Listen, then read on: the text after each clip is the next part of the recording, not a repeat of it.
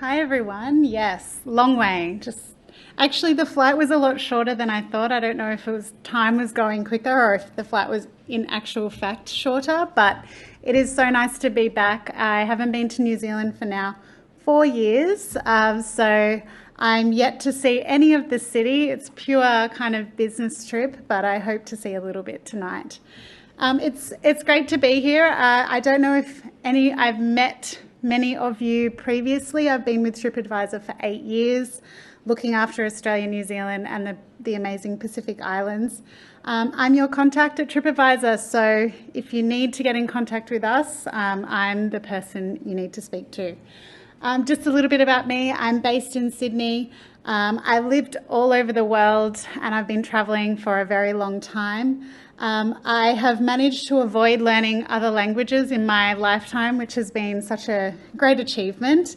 And I obviously love travel. Travel is a big passion of mine. So I will take you through 3 topics today, and I hate to be the person that delays your lunch. That is the last thing I want to do, and I also don't want to get too hangry myself. So I will breeze through this. Today we have 3 topics. We're going to be discussing the economic portrait of the traveller, which is one of our recent studies that we looked into the impact of inflation and concerns in the economy. Our travel trends, and finishing off with quite a complicated view of the way that travellers actually search. Little did we know when we set out to have a look at the path to purchase that in fact there's 30 websites that are visited before any decision is being made, and your hotel sites are within that mix. So I'll show you where hotel comes up. At TripAdvisor, well, the world's largest and most preferred travel guidance company, we have about 9 million businesses listed around the world. We see about 436 million users to our site every month, and we have over 1 billion reviews and opinions. So very much our audience love talking about travel. And overwhelmingly, we are actually a positive review company. So 78% of our reviews are between 4 and 5 bubble ratings. So it's a nice stat I like to remind people of when I'm talking to them. We believe really travel is, it's more than just taking a holiday at the end of the day, and the American term vacation comes up a lot. It connects people. I think it was so interesting to learn about FIFA this morning and just understanding the impact that FIFA will have on both Australia and New Zealand, and the fact that people are travelling for sporting events, they're travelling for festivals, they're travelling for so many different reasons, but ultimately at the end of the day, travel is a happy place for most people, and we're about creating those memories and sharing those memories as well. So to get into it, we had a look at the travel budget. So we had a look at the overall budget, and then we really wanted to understand how travellers or consumers budget for their travel. So in actual fact, when we had a look at the breakdown of a discretionary spend budget, leisure travel accounts for 19% of a traveller's budget. So when we set out to plan our holidays, I don't know how you plan, but I definitely have a budget in mind, both for accommodation, for touring, for meals, etc. We find that entertainment is the next kind of hot topic and the next, place that discretionary spend is going towards. We have shopping up there. Home goods has dropped dramatically post-COVID. People aren't renovating their houses as much, so they're spending more on travel. And health and wellness, that's still up there as a big discretionary item. But travel spending is still up. I think overall this morning we've heard from quite a few speakers that travel spending is up despite kind of what's happening in the economic outlook, and 78% of our travellers say they will be spending more this year, which is good news. And I think the way that travellers or the way that consumers are spending, they're obviously going to have to cut something. And travel is one of the last things that our audience would be willing to cut. And I don't know how many people agree with me here, but when it comes to where we're going to cut our spend, Most often it's in places that we probably feel we could cut. So clothing and accessories, I don't know if anyone's in retail here, not good news for you. Although I must say I do like shopping myself. Home goods and improvement, as I mentioned, down. Dining out, people are looking at actually cutting back on food delivery services and dining out. Technology is down. We're willing to kind of make these, I guess, sacrifices. To them, we get to the bottom of the list when it comes to we would cut international travel before we would consider cutting any domestic travel. So I think overall this is a good news story for all of us today. And then where accommodation sits. So within that percentage graph, so there's 19% of the travel budget or the discretionary budget will be spent on travel. And then what we find is that often accommodation accounts for about 29% of the overall travel budget, followed by, your flights, your transportation. Then we see the food, we see the entertainment, and shopping is still up there as well. So it'd be interesting to understand if there are any other sources of data that, say, another company would have to show how that 29% actually carries through from other markets. We have a look at this by market and we can see the trends for accommodation is generally about 30% of the overall budget. And within this study and within other data that we have a look at, we always want to understand how hotel star rating comes into the mix, because I haven't heard anyone mention it today, but we've been asked over the last 6 months, in Europe mostly, to understand if there is any impact between star rating and bubble rating from a hotelier's perspective. And actually what we found is that the star rating search differs between markets. So in the first instance, when it comes to hotel star rating, it's interesting to see that the Europeans tend to look for more 4-star hotels versus the North Americans, who are more willing to and search for more often 3-star properties. In Asia Pacific, we're actually quite balanced between 3 and 4-star with a bit of 5-star as well. And then the Latin American market is up there as well. We don't see a lot of Latin American visitors out here, although you do have a connection there. From a European point of view, we do also see the 5-star hotel search come into play. And so once we could understand what our audience was looking for, we then tried to understand, well, do people care about star ratings when they have the bubble rating in front of them? And what we found is that actually from a filter point of view, and a large percentage of TripAdvisor users use filters, they actually search for price first, which is normal. And if you look at it over the years, nothing has changed. Price is still the most important factor. But when it comes to other filters, we actually see that bubbles, 4 bubbles and up, so that would be considered to be kind of at the top end, and 4 and 5-star are both appearing from a filter point of view. So if I'm, sitting and searching for these European hotels, I'm looking for 4 bubbles, but I'm also looking for 4 stars. And I want to align and see if I can find the property that works best for my preferences. So it's just a really interesting insight. This is actually a much larger report. So if you would like a copy of this report, I will be around. So please come and find me and I can send you the full report. Getting into the travel trends, I think we've heard quite a bit today about travel trends and what's happening from a flight capacity point of view.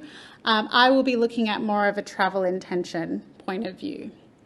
So when we're looking at intention for current 2023 versus 2019, and intending to travel is the light green and 2019 is the dark green, we can see that all markets globally have increased their intention, minus Japan. That is the outlier in this study completely. All other markets, excluding Japan, have an increase in an intention in travelling, which is great. But not only that, we're actually finding that the intended trip length is increasing. So from a New Zealand point of view, I do a little bit of work with Tourism New Zealand to understand how the impact of increased yield will impact the economy of New Zealand. And what we found is that the key is obviously increasing the trip length and increasing the spend. So what we can find from an increased length point of view is there's a higher percentage looking at 1 to 2 week trips, which is, hopefully what we're seeing come through, as well as 2+ weeks trips. So there may be fewer trips happening, but they will hopefully be at a longer length. And in terms of the factors that are increasing travel spend, there is taking more trips is one, which it depends on where you're looking at, will depend on if they're taking more trips, longer trips, or hopefully the spend at the destination level is increasing. So we can see a bit of a mix. If we look at Australians, we can see that most Australians are looking at taking more trips, versus if you look at even the Japanese are taking more. But from an Indian perspective, and I believe there was a mention of India, they're looking at taking longer trips but fewer. But we can't ignore the fact that there are factors that are going to be impacting the way our audience intends to travel. And the impact is felt across all markets, as we know, but there seems to be some impacts that are felt across markets probably in a stronger way. So what we can see is Japan, Singapore, Italy and the US at the moment are telling us that the economic factors are going to change the way they intend to travel. And the reasons for the travel change, I think we all know this, it's probably not a big surprise, but we can see that the higher cost of living is really impacting our Australians more than it's impacting our North Americans, which it was great to hear that there's increased arrivals. Hopefully the cost of living isn't impacting them as much. The higher gas and energy prices are overall impacting the UK and the US audiences. So there'll be so many factors that come into kind of how they're travelling. The change in financial circumstances and then the strength of the local currency. I'm sure we all wish that our currency was a bit stronger out here, but there are other markets that are also seeing the impact of that. Moving on to our traveller path to purchase. So what we found within this study is that we looked at travel purchases in a few different markets. So I'll touch on Australia as it's our biggest source market to New Zealand. And what we found is that out of all of the transactions that took place, TripAdvisor saw at least one visit throughout that process. And as I mentioned, there are about 30 websites we found on average. And within those websites, we tried to understand if you fall within a hotel space, an OTA, or if you're a flight site. So what we found is really interesting, and it's something that probably might catch people by surprise in this room, is that when a travel search starts taking place, it's quite often 3 months before you'll see that booking on your website. So what we found is actually that, and I think this makes a lot of sense when you put it into perspective, is that when you start searching, you start off with great intentions, I'm going for my trip, I'm going to book this trip, this is going to be fantastic. And you go through an excitement period, which is often 3 months prior, and then we all have a bit of a lull, and maybe it's a realisation those dates won't work. I may not have the funds, I may not have the time, let me just sit on it for a little bit, let me come back another month later. And so what we see happening here is 2 to 3 months prior, we see TripAdvisor appearing, but we also see the lodging, which is very American, hotel search appearing. We see flights come into the mix, but we also see OTAs. So if you're a hotelier in the room and you're thinking about your hotel direct, you are obviously in the mix with the OTAs. If anything, OTAs have taken over search within that hotel accommodation space. So as we get closer to the booking date, which is the green arrow, we start to see the lull, then we start to see it lift within 2 days prior to a booking. So remembering that this same person searched 3 months before for that booking. They've now returned, they've had a look at your hotel site, so they're looking at TripAdvisor, they're looking at OTAs, they're also looking at your hotel site. They end up making that booking. Interestingly enough, they quite often continue visiting your site. So as much as you think a conversion takes place end of the day, that's great, moving on, next person. In actual fact, there's a lot of travellers that come back to your hotel site and will continue to have a look at content as they're building to the travel date. But when we look at travel visits by day, so I feel like when I went into this, I thought that, one visit per day was quite normal. And that was normal 3 months prior. We see that lull period again, but once we see that ramp, we actually see that quite often from a hotel perspective, this traveller is visiting your site about 3 times a day for several days before they make the purchase, before they convert. You have many opportunities within this mix of time to convert this traveller or to at least start fostering that relationship, as well as we see about 5 visits per day in that lead up. We then see the conversion. We still see TripAdvisor as a site is used because quite often we see attractions, restaurants that search starting to take place. So it's quite interesting, and I don't know if you see this from a Google Analytics point of view, if you can see 3 visits a day, but we certainly can see that activity taking place. So for example, before you see the conversion, they've most likely visited your site 10 to 12 times before converting, which is a huge amount of time. We also wanted to have a look at where hotels appear in the search. So we've had a look at where your hotel site might appear. But when we have a look at hotels, more often than not, that hotel search has taken place 3 months prior to the booking. So once we see the hotel search taking place, which is the purple, we quite often see, weirdly enough in the mix, people are searching for things to do and restaurants at the same time as searching for your property. We see the lull period happen again. We see the ramp happening again. So we see hotels back 1 day prior, then we see the booking take place. And then we quite often see the hotel search starting to reduce, but that things to do is increasing. So it's really interesting, I think, from a path to purchase point of view, is that your hotel site is most frequently used prior to the booking day, which is definitely a new finding for all of us.